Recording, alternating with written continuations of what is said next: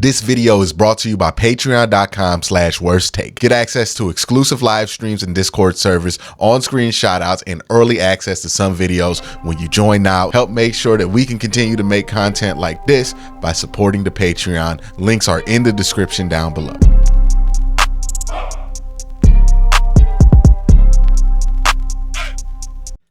You know, one of the things that always makes me think about potential is a birthday, right? Because birthdays are days of potential. And by the way, shout out to you if you're having a birthday today while watching this video. A special shout out if your name is Brandon Brown and it's your birthday today and you watching this video. Big shout out, you know what I mean? But birthdays and potential, they're linked together, right? Every birthday I have, I try to find something that I want to add or something that I want to conquer that's been a bad habit or something like that, or make progress on conquering, or some potential that I want to realize within myself for that year. Because as your birthdays go on, as you have more birthdays, it feels like you have less chances to realize that potential. But if you keep working on it, you can realize that potential. And that's what we're really here to talk about today. We're here to talk about potential and which Browns on this team right now have the most upside. Now, we're not going to talk about the obvious names that we always talk about, right? Myles Garrett obviously has insane upside still, but he's Myles Garrett. Deshaun Watson, we talk about enough. Nick Chubb, I mean, if he has more upside, goodness gracious, right? We're going to talk about some of the guys that we talk about, but not all the time, that I think have potential to be those guys that we talk about all the time. Some guys who have realized their potential as of late. Denzel Ward, he's realized his potential. David Njoku, he realized his potential last year, and I hope he continues to do it. But we're talking about guys who have not done that yet or look like they're on path to do that. And what you can expect from those guys potential-wise if they live up to it. What kind of player do I think they can be? Start with the defense. My guy, JOK. I look at him, man, and I see infinite potential. I worry a little bit if the hip drop rule is going to create some kind of radical shift in how defense is done and how linebackers are selected, that he ends up being a casualty to that, because the one type of player I think that might be affected by that rule is the smaller linebacker, and JOK is a smaller linebacker, but boy, oh boy, is the talent special, right? With all of these guys that I'm going to mention, they have the ability to do something on a given day that makes you go, damn, right? And JOK makes you say damn the most. Sometimes you say damn because JOK gets there so quick that he cannot gather the rest of his body and finish a TFL, and then the guy slips out. Sometimes you say damn because JOK makes a great play and he gets there before even Myles Garrett gets there, and you just look at Myles Garrett and he's looking at JOK in shock of like what he just accomplished. Sometimes JOK gets the wrong instinct, follows the wrong tight end, and then lets another guy slide behind him for another 80-yard touchdown. But JOK has insane upside. What kind of player do I think JOK can be is interesting and unique, because I don't think there's really been somebody like him, right? You can say Fred Warner, but Fred Warner is a very different type of linebacker than JOK, because Fred Warner is your more traditional thumper and coverage. Like, he's just a more all-around linebacker than JOK. You can say somebody like Pat Queen, but you can argue that JOK and Pat Queen are at the same level already, so it wouldn't make sense to say he has the potential to be Pat Queen. He's already Pat Queen, right? You can argue he's better than Pat Queen.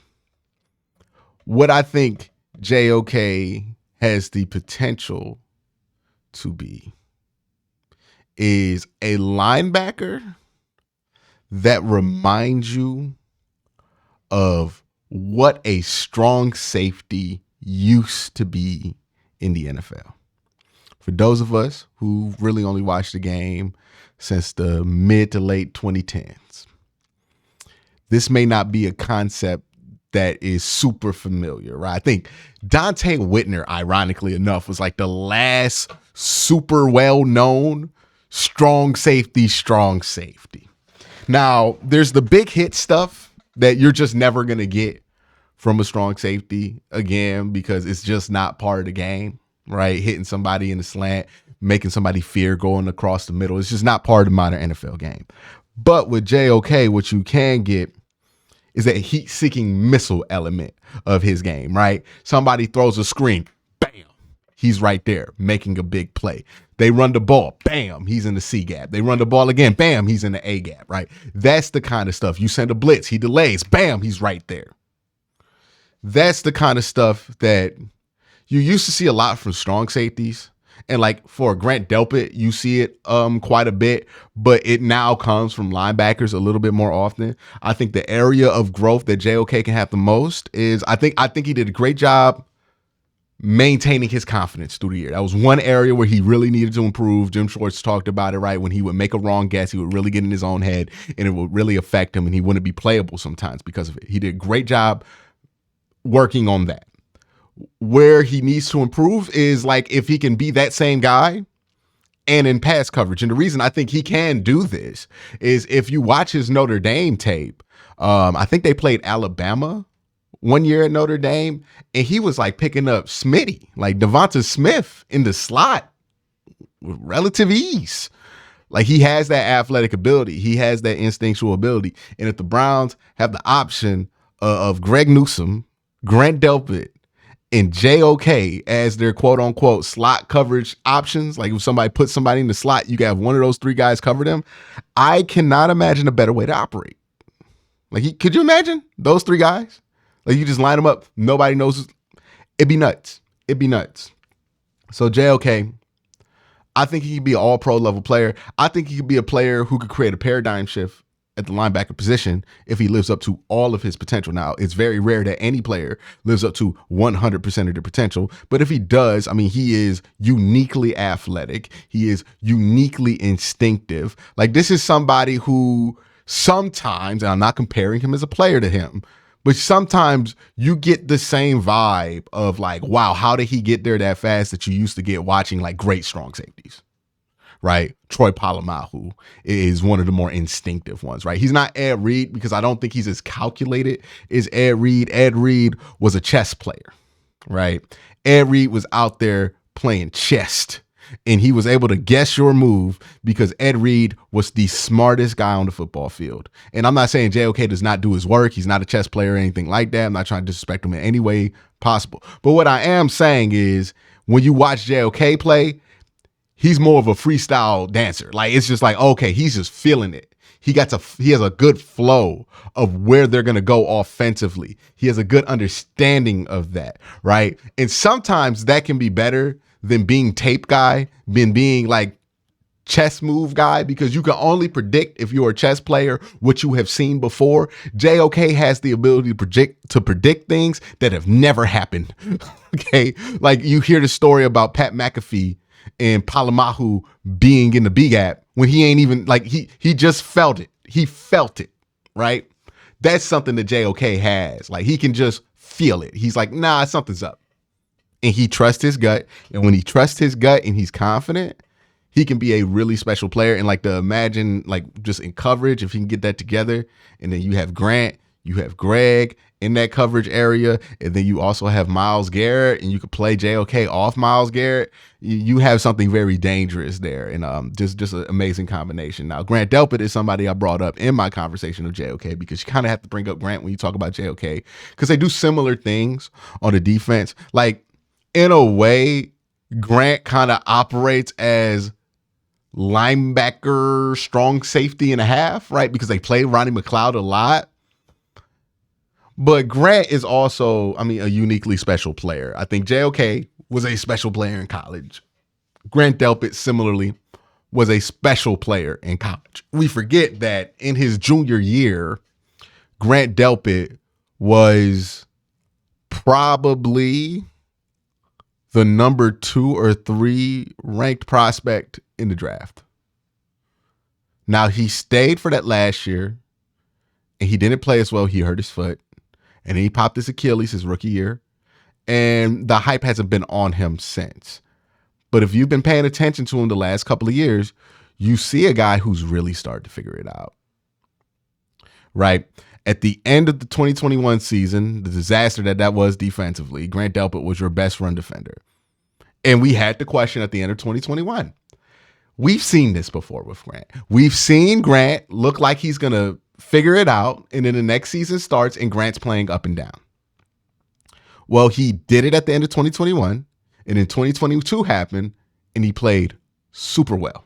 It was a contract year, but he played super well. Like, he really felt comfortable in that Jim Schwartz defense. And now I think it's time for him to take that extra step, right? To be a monster in coverage like he used to be at LSU. He's already somebody who's a force to be reckoned with in the run game. It's so hilarious to me what the write-ups were of Grant Delpit and what the case is. And this just happens, right? Because sometimes the dude you are in college is just not the dude you're going to be in the NFL. And Grant Delpit was not tackle machine guy. He was not run stuff guy in college. But in the NFL, that's what he's been. And I think he can get back to that. Get on that coverage. Like, I think that's the one area where the Browns, it's tough saying they need to get better when they have one of the best secondaries in the NFL. But if they can tighten up coverage a little bit, that's what will take them from being a generational at times, but inconsistent defense to a consistently unworldly defense, is if they can tighten up that coverage aspect of it, right? Like, that's where Grant has his area to improve, but the potential is so crazy on Grant. Grant's another one that I think he has great instincts paired with, like, he's kind of like a hybrid of like the instincts guy and the chess guy, where I'm like, JOK is mostly instinct, right? Like, he has a great feel of the game. Grant is a little bit in between there. And I think that plays off well with JOK, because if he does make a wrong read, Grant's going to slide where he needs to slide to kind of fix that. But yeah, I want to see Grant get more leadership on this defense. I want to see Grant be able to put guys in the right place. I want to see Grant get a little bit better in coverage, even though I thought he did a great job against tight ends last year. But I think Grant can be one of the best safeties in the NFL, especially strong safeties in the NFL. Kyle Hamilton and Grant Delpit are closer to what the league wanted Isaiah Simmons to be than what Isaiah Simmons is, which is hilarious in retrospect. Now, Isaiah Simmons 6'5", like, nobody thought he was going to be a full-time safety. These are guys who are full-time safeties. But, like, this is how people wanted to use him, as a hybrid, kind of like, oh, he can pass rush, he could do all of these things. Well, that's kind of how Kyle Hamilton gets used. Like, I think Kyle Hamilton had like 6 sacks last year, something crazy like that. And he got lined up on the line of scrimmage a ton. And that's kind of how the Browns use Grant Delpit. So it's just hilarious to me to see the guy that we carved to have this role out for in the NFL still not be put in that position to play that role, while we've seen other guys step in and kind of thrive in the role that was meant for him. And maybe he's just not that guy in that role, but I think that's kind of like an interesting point there. But yeah, Grant Delpit, definitely somebody I think has crazy potential. Another guy I think has a lot of potential is Michael Hall. I think there's a possibility, because we have to remember, Michael Hall is 20 years old. He's a baby. Okay. Young. Like, super young. There was a possibility. There's a world we live in where Michael Hall returned to Ohio State and became one of the top 15 players in this draft class. Like, at the age of 20, he was better at pass rush win rate, like all of these things that even Johnny Newton wasn't even touching him at. He has incredible burst, incredible explosiveness. I think people's disappointment, if they have it, of drafting Michael Hall is more based in where draft boards put him. And I think online draft boards put him where they put him because they were evaluating what he did on tape instead of evaluating his potential, because he is 20. And yes, he has great potential. He was inconsistent at Ohio State, but he's 20.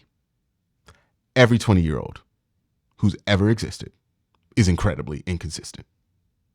Like, I don't care who you are. You are inconsistent at 20 years old because you ain't lived enough life to figure it out. Like, even if you think you consistent, you just consistent for a 20-year-old. You're not actually consistent. Like, consistency is hard to get at 20. Right? That means that you got a whole life routine. You know, like, it takes a lot of shit to be consistent. And he ain't got it. He's 20. Nobody expects him to be 20. There's a lot of people who are inconsistent at 20. Almost all of us. That by the time we turned 24, we were consistent. And I think that's what Michael Hall is. He's figuring it out. He's gonna grow into what he is. The tools are impeccable. And I think the seeds of Michael Hall are intriguing. He is a good athlete, a great athlete. Ran 4.75 at 300-something pounds. Quick. I think he has good enough technique for somebody his age. And what impressed me the most with him is at that young age, he is energetic, which you would expect, but he has the quality to kind of bring a defense around him. Like I talked about this a lot at the Senior Bowl.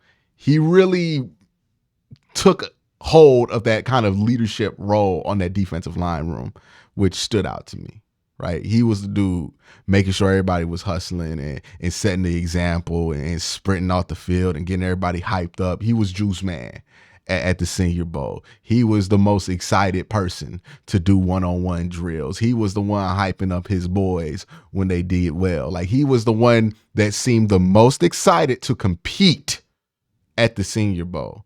And that's the thing.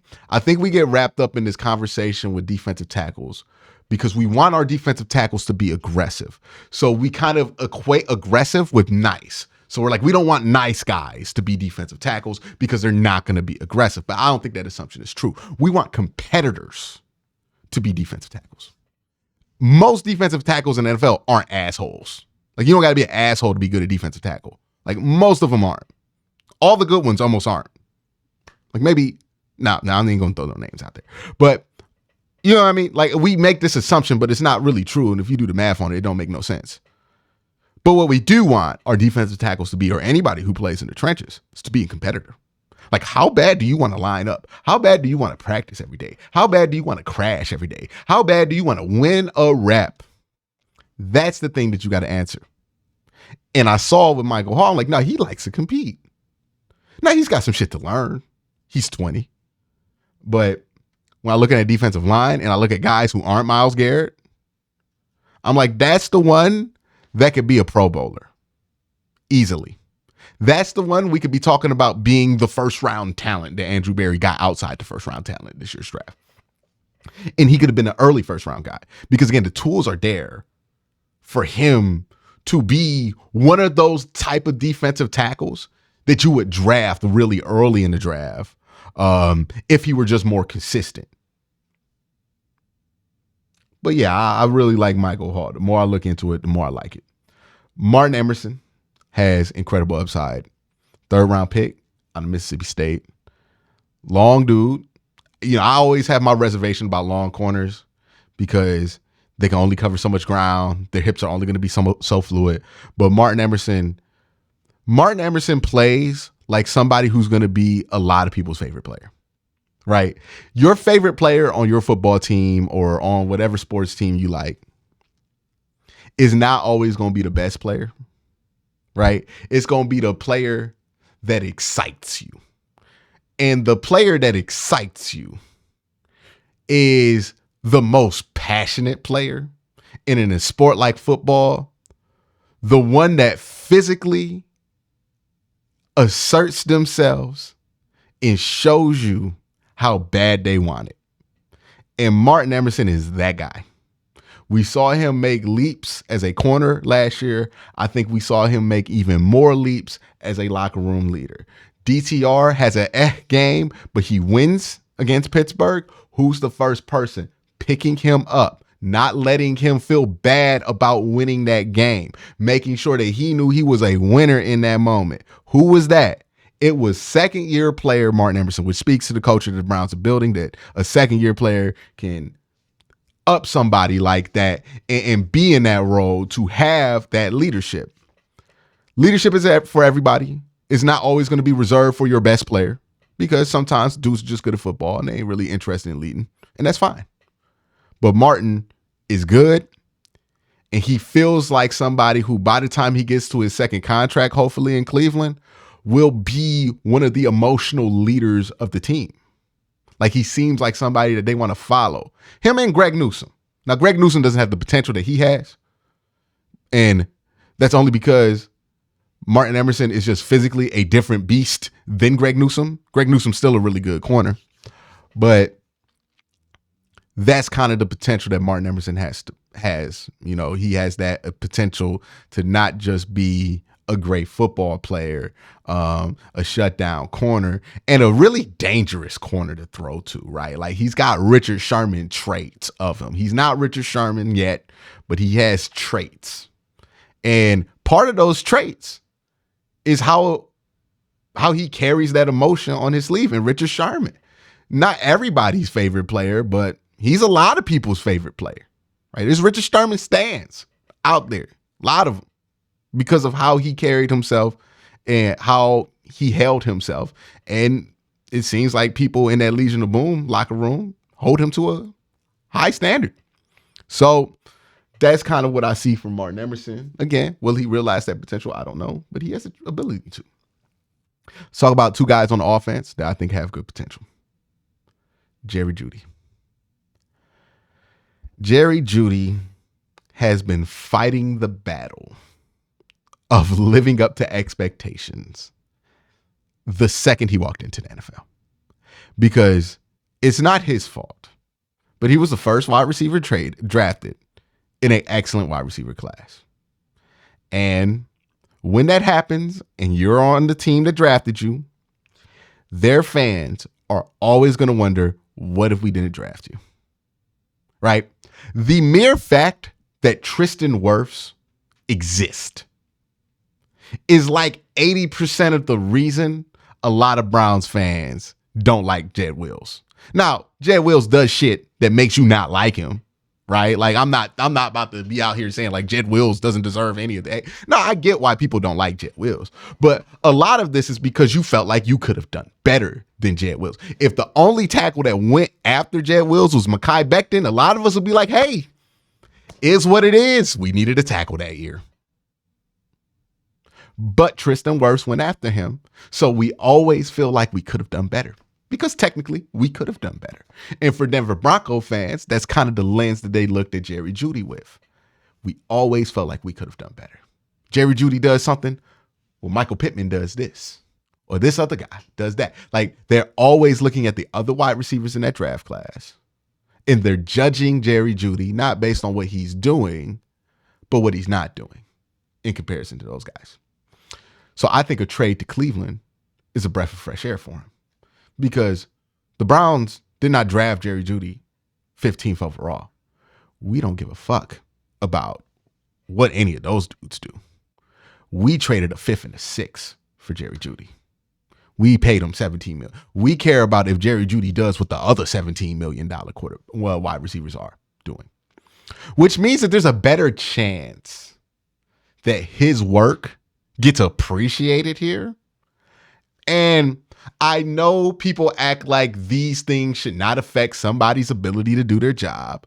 But again, I ask you at home, don't you feel a lot better about doing your job? Don't you do your job a lot better when your work feels appreciated? I know I make better videos when I feel like I'm being appreciated, right? Like, you know, I think it's human nature. Like, if every time I drop the video, if somebody was like, every time I upload a video, somebody was like, well, G. Bush does this in his videos, why don't you do this in your videos? I don't know if I would respond to that type of energy if it was happening at mass like it was to Jerry Jeudy by making the best stuff that I've ever made. I'd be pretty annoyed with y'all. So I get the headspace that Jerry Jeudy was at. I understand the headspace, and we all understand the headspace that he was at. He was at a place where he was always being criticized for whatever it was that he was not doing.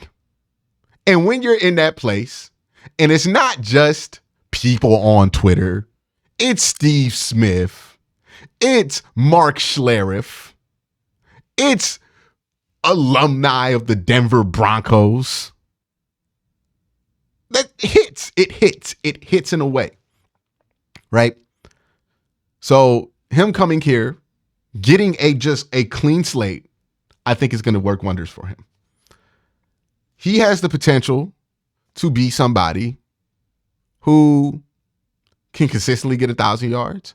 I think there's more potential, but I'm going to take steps with Jerry Jeudy, right? I'm not going to walk in here and make the mistake that Denver fans did, which is set the bar at like 1,200 yards.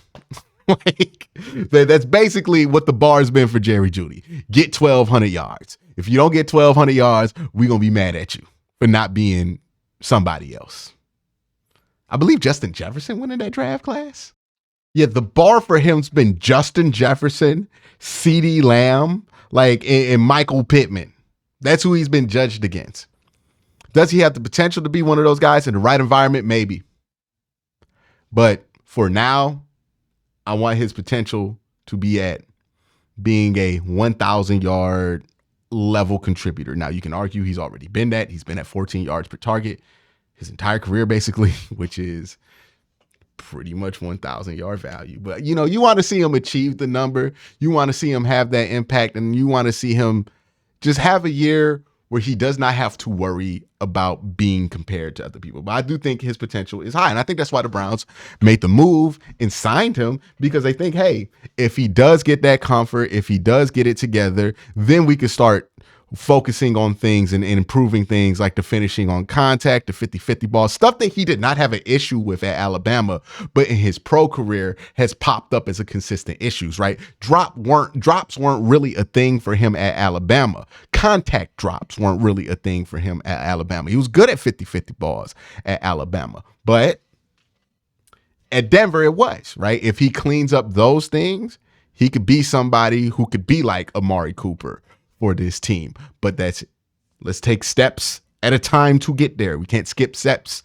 Right now, he's on step one. So while I do think he has a ton of potential, I also think he's one of those guys that you want to make sure, just like we were with JOK, don't skip steps, right? Take the long way there, because the long way will be worth it. Because if you skip steps, then you're going to miss things and you're not going to get the player that you want. Dawand Jones. I was worried about them skipping steps with Dawand Jones, but damn, I don't know if you can skip steps. He came in the league and he's already one of the better tackles in the NFL. Super long, super strong. I don't really have to go into detail about why Dawand Jones is very impressive, but he is very impressive. So I think he has some of the most upside on this team. I think he could be a franchise right tackle. I think he could be somebody who could become a perennial Pro Bowler, a perennial All-Pro kind of guy. If he cleans up his feet, if he gets better at recognizing certain situations, if he gets better at punching while moving, especially with them long ass arms, you're talking about, he has the tools, and I don't want to get too hype, but he has the tools that don't come around very often. And if he can utilize those tools with where he is naturally, he could be one of the better tackles in Cleveland Browns history, especially on the right side, right? And the Browns have a good history of good offensive line play. One of the rare things that we have been good at, even through the expansion era. But, yes, he could be better than Mitchell Schwartz. He's not going to be better than Joe Thomas. Joe Thomas is a once-in-a-generation type player. But he could be somebody we talk about being on that All-Browns team on the opposite side of Joe Thomas for sure, if he lives up to that potential. I think he does need to be on a program where he's playing and winning early in his career, but seems like that's what he's going to be on. And I think he has insane potential, insane upside. Let me know what you think. Who are the Browns that you think have the most upside in the comment section down below? Y'all have a great day. Have a better night. Peace.